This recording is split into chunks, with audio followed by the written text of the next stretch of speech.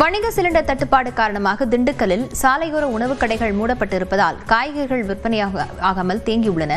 விவரங்களுடன் செய்தியாளர் சங்கர் இணைந்திருக்கிறார். சங்கர், விவரங்களை பதிவு செய்யலாம். லாவண்யா, தற்போது பார்த்தீங்கன்னா திண்டுக்கல் மாநகராட்சிக்கு சொந்தமான காந்தி காய்கறி சந்தையானது செயல்பட்டு வருகிறது. இந்த காய்கறி சந்தையில் மலை காய்கறிகள் மற்றும் நாட்டு காய்கறிகள் ஏறத்தாழ ஒரு நாள் ஒன்றிற்கு ஏறத்தாழ 100 முதல் 500 டன் காய்கள் விற்பனையாகப்பட்டு வரும்.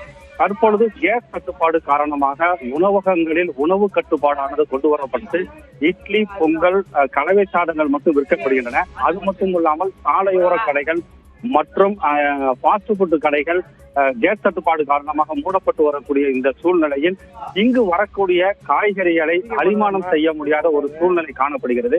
இதனால் 24 மணி நேரமும் கூட்ட நெரிசலாக காணப்படக்கூடிய இந்த காய்கறி சந்தையில் உணவகங்களிலிருந்து யாருமே காய்கறிகள் வாங்கப்பட வரவில்லை என்ற காரணத்தால் இந்த காந்தி காய்கறி சந்தையானது வெறிச்சோடி காணப்படுகிறது.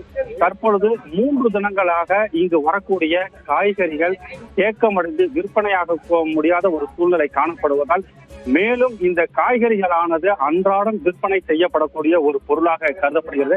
இந்த பொருட்களை தேக்கமட வைத்து விற்பனை செய்ய முடியாத ஒரு சூழ்நிலை இருப்பதால் இந்த காய்கறிகள் அழுகக்கூடிய ஒரு சூழ்நிலை இருக்கு. இதனால் கொள்முதல் செய்த காய்கறிகள் விற்பனையின்றி தேக்கமடைந்து வருகின்றது.